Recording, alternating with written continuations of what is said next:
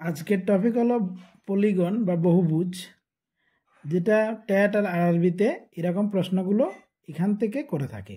ঠিক আছে, তো আমরা বহুভুজ সাধারণত কাকে বলি? এই বহুভুজ বলতে আমরা কি বুঝি? বহুভুজ হলো মানে কিছু বাহু দিয়ে বদ্ধ একটা ক্ষেত্র। ঠিক আছে, এবার বাহু সেখানে বিভিন্ন রকম হতে পারে। তা তিনটি বাহু যখন থাকে, তিনটি বাহু ছাড়া তুমি কিন্তু বদ্ধক্ষেত্র বানাতে পারবে না।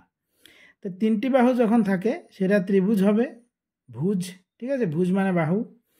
চারটি বাহু হলে সেটা চতুর্ভুজ, পাঁচটি বাহু হলে পঞ্চভুজ, ছটি বাহু হলে ষড়ভুজ, এরকম 60টি বাহু হলে সপ্তভুজ, 8টি হলে অষ্টভুজ, 9টি বাহু হলে নবভুজ, 10টি বাহু হলে দশভুজ।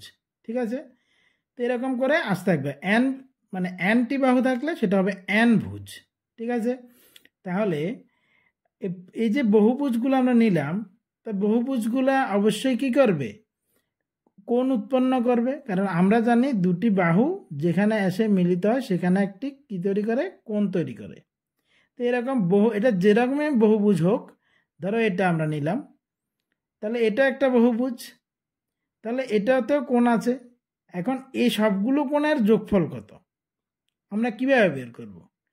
তো একদম সোজা, বাহু সংখ্যা যদি আমাদের জানা থাকে, সেটা আমরা এই সেখানে কতগুলো কোণ আছে? 4টে। এই 4টে কোণের যোগফল কত হবে সেটা বের করার জন্য আমাদের একটা সূত্র আছে। সেই সূত্রটা কি? যে 180কে আমি n-2 সঙ্গে গুণ করব, যেখানে n হবে বাহুর সংখ্যা। তাহলে n যদি বাহুর সংখ্যা হয়, আমরা সেটা যদি ত্রিভুজ নিই, আমাদের প্রশ্ন করে ত্রিভুজের 3 কোণের সমষ্টি কত, আমরা মুখস্থ করি ত্রিভুজের 3 কোণের সমষ্টি 180 ডিগ্রি। তো আমি এটাতে একটা পারবো বা দুটো পারবো, কিন্তু তোমাকে যদি বলে 5টি বাহুযুক্ত পলিগনের মানে বহুভুজের অন্তঃকোণের যোগফল কত, তখন তুমি কি করবে? তখন এটাই সূত্র ইউজ করবে যে 5-2 ইন্টু 180। ঠিক আছে, মানে 5 থেকে 2 বিয়োগ করে 3, 3-এর সঙ্গে 180 গুণ করে দেবো, তাহলে চলে আসবে। ঠিক আছে, সেরকম আমাদের ত্রিভুজটা যদি দেখায়, দেখো 180-র সঙ্গে আমাদের গুণ করতে হবে কত? 3-2 মানে 1, মানে 180 ডিগ্রি হবে ত্রিভুজের 3 কোণের সমষ্টি। তো সেটা চতুর্ভুজ যদি হয়, 180-এর সঙ্গে চতুর্ভুজের 4টি বাহু হবে, তো 4-2 মানে 2, আর 180-র সঙ্গে 2 গুণ করলে 360 ডিগ্রি হয়ে গেল।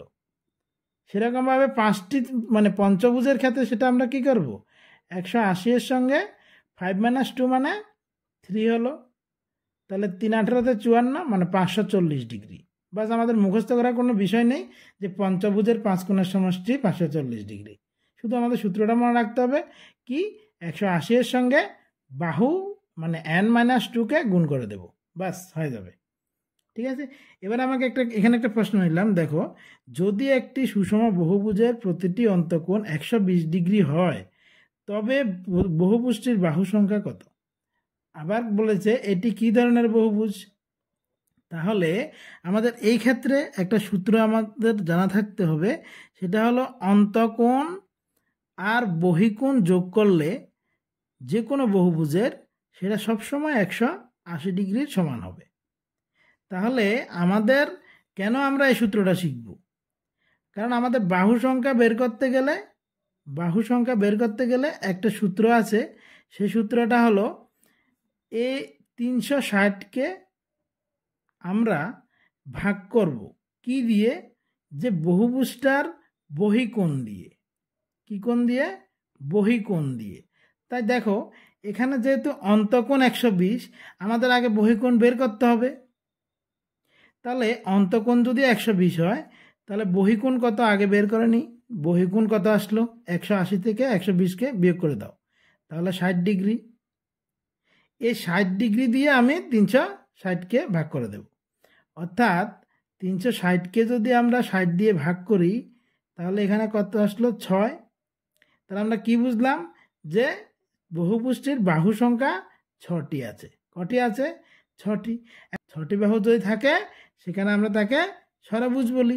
ব্যাস হয়ে গেল। তাহলে এইটার আনসার হবে বহুভুজটার কি ধরনের বহুভুজ? সেটা হবে ষড়ভুজ।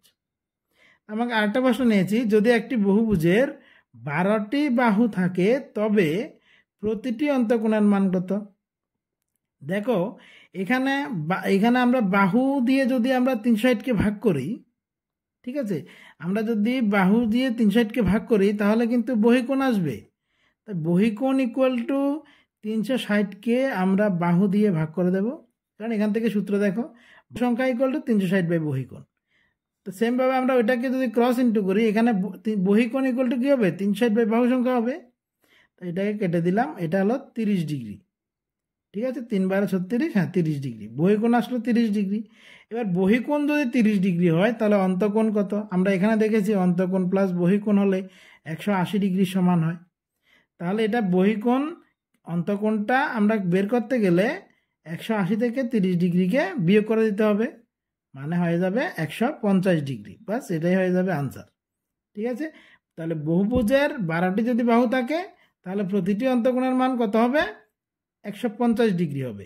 এই যে বিষয়গুলো আমরা এখানে বুঝলাম, সে বিষয়গুলোতে মেইন সূত্রগুলো কি, একটা অন্তকোণ প্লাস বহিকোণ ইকুয়াল টু 180, আর একটা হলো বাহু সংখ্যা ইকুয়াল টু 360 বাই বহিকোণ। বাস 360 বাই বহিকোণ, এটা আমরা মুখস্থ করে নিই। আর বহিকোণ ইকুয়াল টু যদি বের করি তাহলে 360 বাই বাহু সংখ্যা হবে। বুঝতে পেরেছ? আশা করি সমস্যা হবে না। তাহলে এই হলো পলিগনের কোশ্চেন। এখান থেকে যেরকম প্রশ্নই দিক তোমরা করে নিতে পারবে। অনেক সময় আমাদের এরকম প্রশ্ন পরীক্ষায় দেয় যে আমাকে এরকমভাবে কিছু অ্যাঙ্গেল এঁকে দিল, ঠিক আছে, এই তো আমাকে এখানে এই কোণটা দিয়েছে, এই কোণটা দিয়েছে, ধরো এটা দিয়েছে 40 ডিগ্রি, এটা 50 ডিগ্রি, এটা দিয়েছে 90 ডিগ্রি, এটাও দিয়েছে সাপোজ 90 ডিগ্রি। তাহলে আমাকে জিজ্ঞেস করেছে এই কোণটার মান কত হবে। তাহলে এই 5টা কোণের যোগফলের যে সূত্র সেটা আমরা একটু আগে দেখেছি যে 5টা কোণের যোগফল সবসময় কী হয়, 540 ডিগ্রি হবে। তো 540 থেকে আমরা 540 থেকে যদি 40, 50 আর এখানে 90, 90 এগুলোকে বিয়োগ করে দিই তাহলেই চলে আসবে এক্সের মান। ঠিক, এই হলো বিষয়। হ্যাঁ, মাইনাস এটা করে নিও তোমরা। ধন্যবাদ।